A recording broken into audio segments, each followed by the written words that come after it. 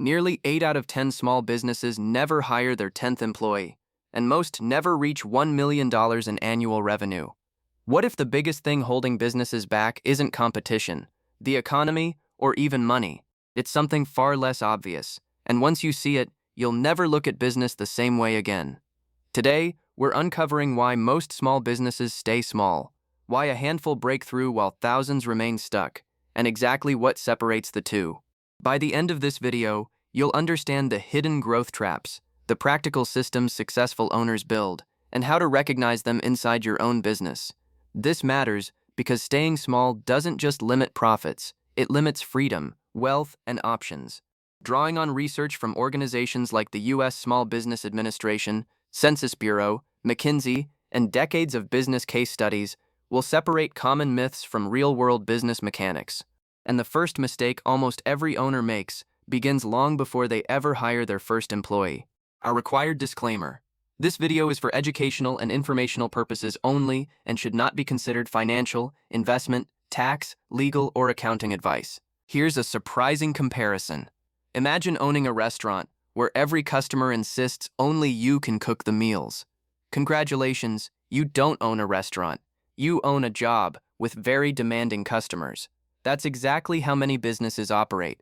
The owner sells, answers emails, handles customer service, manages accounting, solves problems, and even fixes the printer. If the owner disappears for 2 weeks, revenue often disappears too. According to the SBA, small firms make up over 99% of U.S. businesses, yet relatively few scale beyond owner dependence. Think of your business as an airplane. If every control cable leads to one person, eventually the aircraft becomes impossible to fly safely. Growth begins when work moves from the owner's memory into repeatable systems. But why do smart entrepreneurs keep falling into this trap?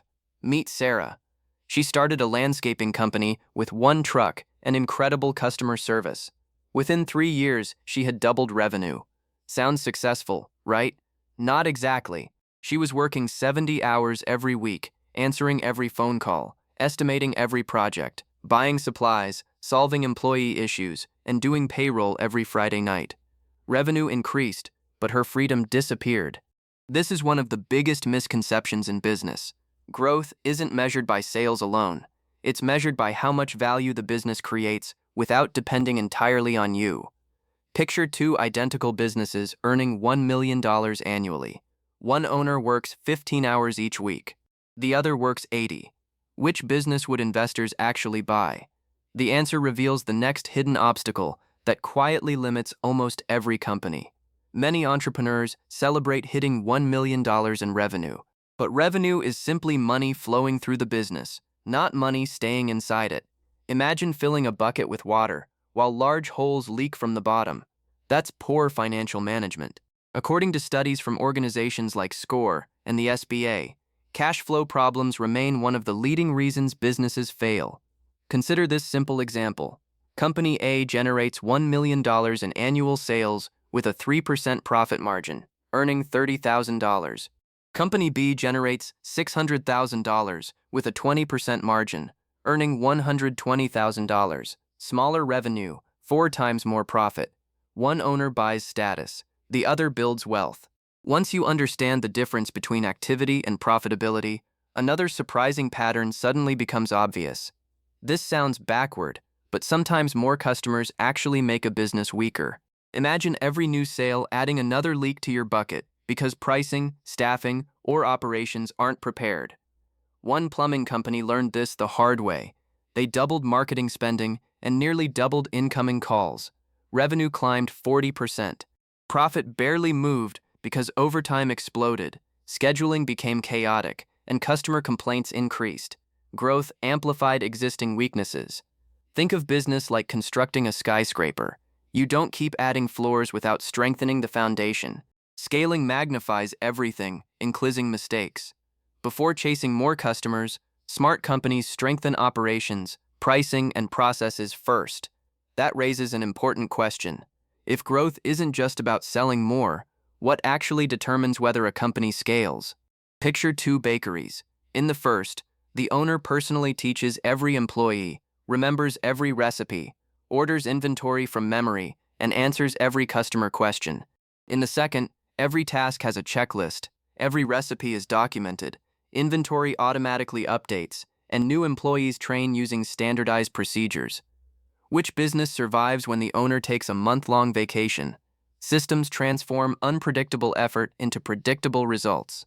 McKinsey research consistently shows standardized processes improve productivity and reduce costly errors.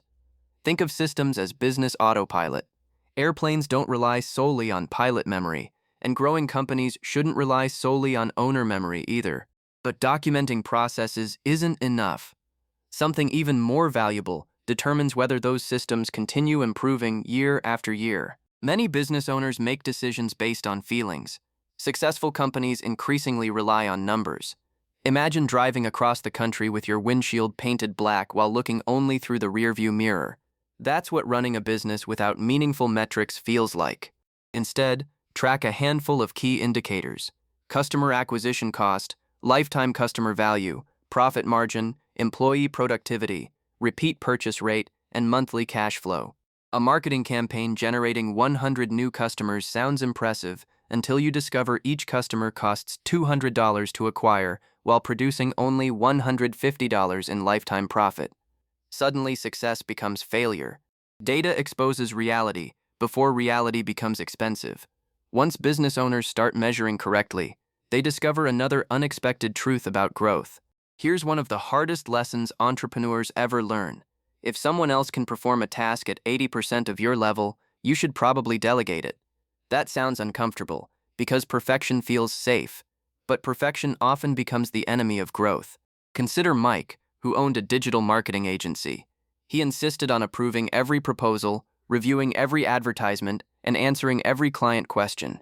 Revenue stalled around $700,000 for years. After documenting workflows, training team leaders, and trusting them with decisions, the agency surpassed $2 million within 3 years, while Mike actually worked fewer hours.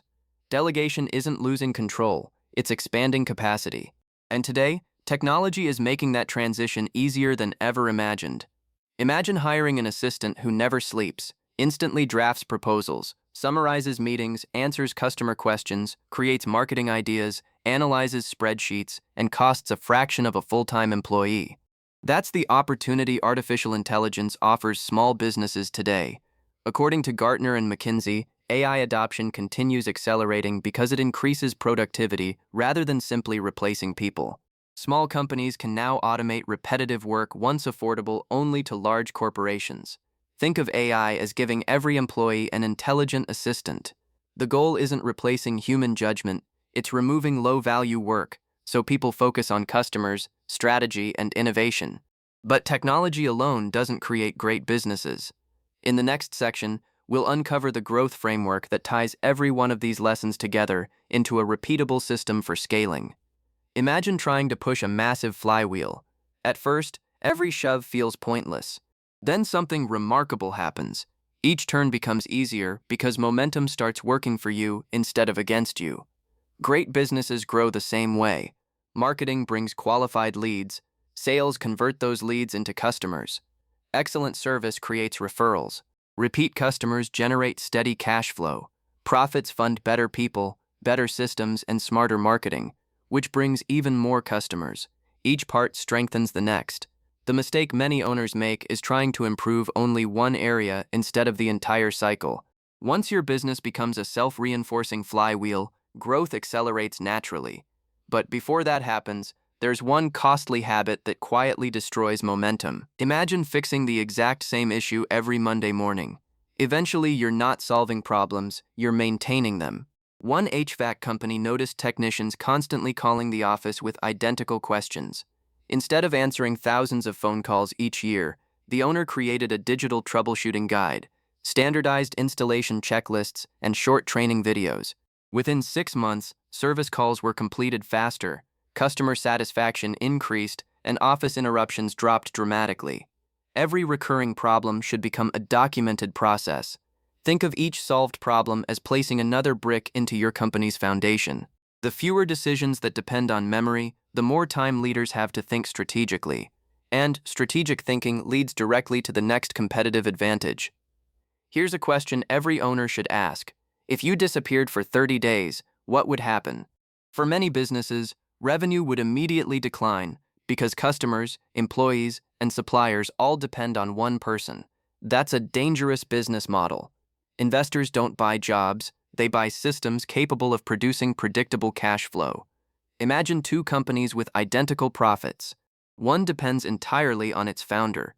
The other operates smoothly under trained managers with documented processes. The second company isn't just easier to run, it's worth dramatically more if sold. Business value comes from independence, not dependence. Once you understand this, hiring decisions suddenly become much clearer. Many owners hire because they're overwhelmed. High-growth companies hire because they know exactly which bottleneck they're eliminating. Consider Lisa, who owned an online specialty food business. She spent 20 hours each week processing orders and customer emails. Instead of hiring another salesperson, she hired an operations manager and implemented order automation. Those 20 hours were redirected toward partnerships and new products. Revenue increased nearly 60% over 18 months, not because she worked harder, but because she spent time where only the owner could create value. Every employee should multiply the business, not simply reduce stress. And that multiplication becomes even more powerful when paired with disciplined financial thinking. Growing businesses treat profits differently than struggling businesses. Instead of immediately buying nicer offices, expensive vehicles, or unnecessary equipment, successful owners ask a simple question: will this investment generate more future cash flow? Imagine spending $20,000 on upgraded office furniture. It may impress visitors, but it rarely increases revenue. Spend that same amount improving customer acquisition, employee training, automation, or operational efficiency, and the investment may continue producing returns for years.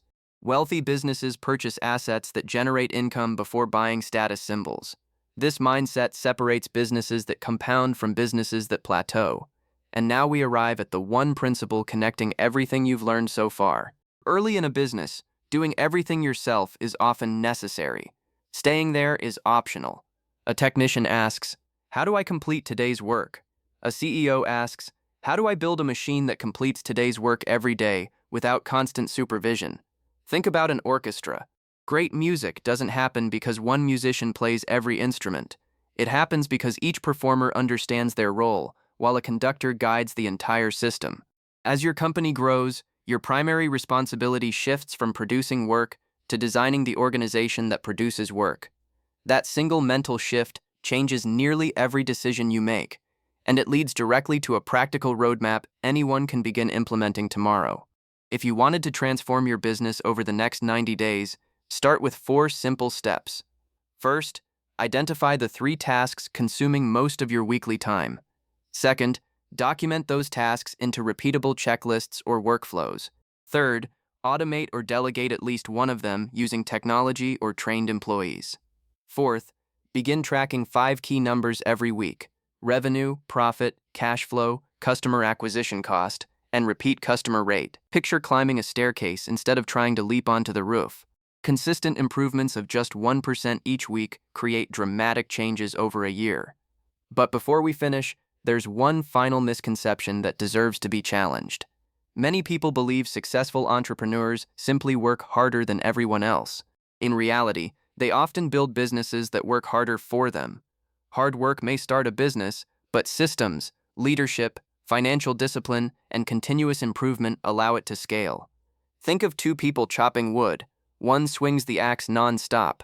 The other pauses occasionally to sharpen it. From a distance, the first appears more productive. Over time, the second accomplishes far more with less effort. The goal isn't endless hustle. The goal is leverage.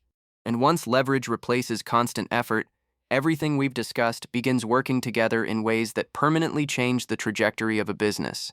Let's bring everything together. Most small businesses stay small not because owners lack intelligence, passion, or determination.